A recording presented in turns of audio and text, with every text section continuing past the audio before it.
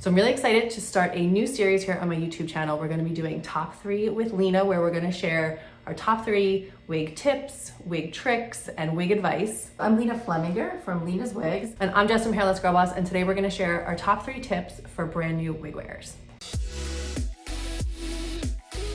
What would you recommend for a brand new wig wearer? What should they know? Okay, so my number 1 tip is that I would make sure to order a wig that you can get an actual in-person or face-to-face online consult with the person who's selling you the wigs, so you can get all the details and also know what's possible with the wig. Plus, it's really important that you talk out with her, like, what are you going to be using the wig for? What do you need? What's your life like? Like, there are so many different variations in wigs that it's really important to make sure that what you're getting is what you really specifically need. Right, and when you're new to wearing wigs, it can seem really overwhelming. There's a lot of new information. And when you do one of these consults, it gives you the opportunity to ask questions. It kind of takes a lot of the guesswork out of buying a wig. So I highly recommend doing one, like Lena said, whether it's virtual or in person. It's gonna let you buy your wig with confidence. Number 2. So number 2, I would really say, is that you're not alone. You don't have to recreate the wheel, and there are so many people that you can lean on for information. So one of the things that I find for my customers is the most helpful is if they join Facebook groups.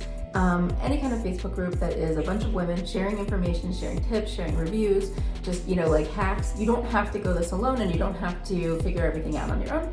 And I think that that support group is really, really key to just getting comfortable with the whole process and wig wearing. And I think you'll find, it can be intimidating at first, but you'll find that all of the women in the hair loss community we want to help each other. We want to support each other, lift each other up. So always feel free and comfortable to reach out to someone. If you see someone wearing a wig and you're like, oh my God, that's so pretty, I think that would be me.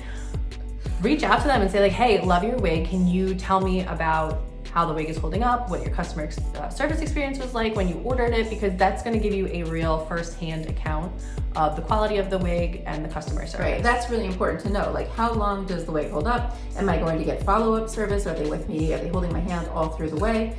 Those are really important things, because when you just get a wig out of the box, it's very different than wearing it long-term, which brings us to number 3. So number 3 is, I would say, don't judge a wig when you get it out of the box. Depending on how it's sent to you, it can be a little bit of a mess. It can not look so amazing. I would give it a little time.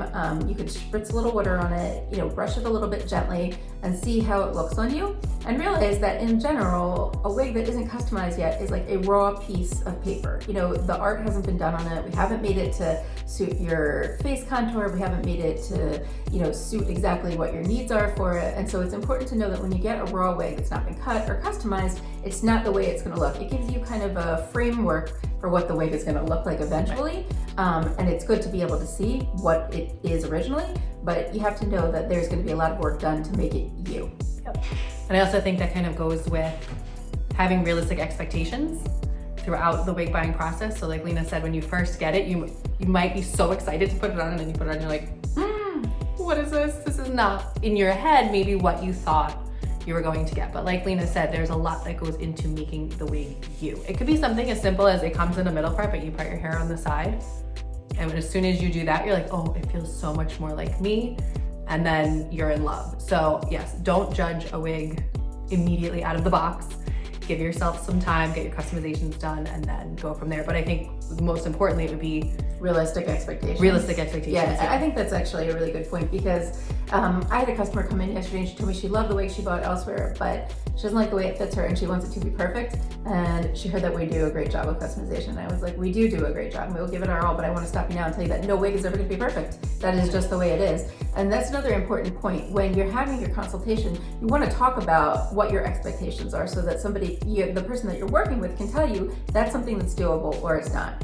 So realistic expectations are really, really important in terms of just feeling comfortable with the wig, because it is never going to look exactly like your hair originally looked, but it will not be detectable, and it will be beautiful, and you will feel amazing. I hope you guys found this helpful, and we will definitely be doing more of these. So if you like this, hit that like button, and then also subscribe to the channel so that you don't miss any of our videos. Bye. I'll see you guys next time.